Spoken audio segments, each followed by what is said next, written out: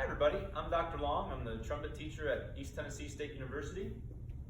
Today we're going to talk a little bit about the ETSBOA All East 11th and 12th grade etudes for 2020 and 21. These are really nice etudes, both lyrical and technical, and each present a couple of unique challenges. First of all, let's talk about the lyrical etude first. One of the things we have to get really good at before we work on this etude is actually subdividing the triple division of the beat. And I would encourage you to actually practice it like that, where you're playing 8 notes instead of the long notes that are tied together. That really helps you feel the 8th note pulse, and I'll demonstrate that for you once.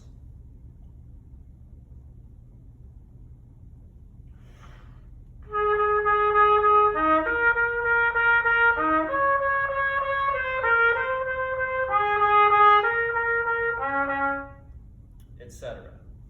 Practicing it in that way can really ingrain the subdivision and a really effective pulse when you go to actually play the long notes.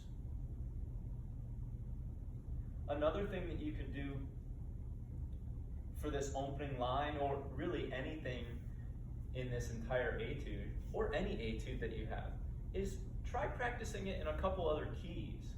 So it's written in B flat major at the beginning. Try playing it in a lower key. So this is G major.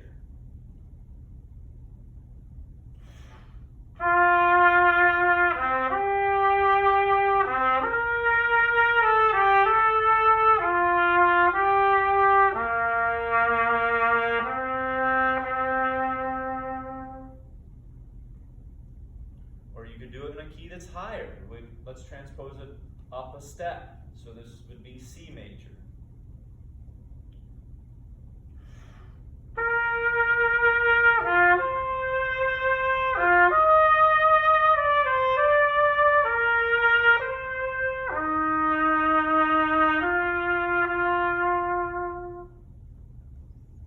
I really think that if you could play that in 6 or 8 or 12 keys, then actually walking into your audition and playing it just in the key that's on the page would be pretty easy for you. Finally, we do have a little bit of a technical challenge in the beginning, and it's these wide leaps that we have come down and then go back up. And rather than just addressing what's on the page again and again and again, actually try to develop that skill in some of your exercises and daily fundamentals. One exercise that would directly benefit this is the interval studies from the Arben's book. I think in the original book it's like page 125. I'm not sure with the newer editions, but it directly addresses those first 4 intervals that you have.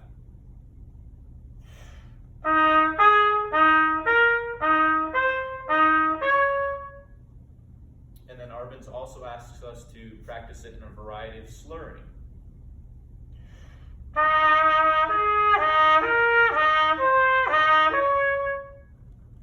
So if you can work on that page and that exercise and get really good at that, again, playing what's on the page here will be pretty easy for you. A couple other quick notes about the lyrical etude. In measure 5 and 6, when we drop down to the low E flat, really make sure that you're maintaining the musicality and kind of feeding it through that long tied E flat, because the phrase goes all the way to the F. And then at the end of the second line, or measure 12, we have to catch a really quick breath there before measure 13. The phrase marking kind of dictates it that we have to go all the way to the end of measure 12, but it is right at the end of a crescendo also. So try to get that breath nice and quick so that the line doesn't die before going on to measure 13. Once you get up to the high A on the last line, make sure that you continue blowing through the line for the next 3 notes, the G, F, E flat. Far too often we play the high note and then we forget about what comes after it. but let's keep the music going all the way through that line. And then some of us might have a tendency to chop off that last note a little too soon. So just be sure to hold that for 2 full counts.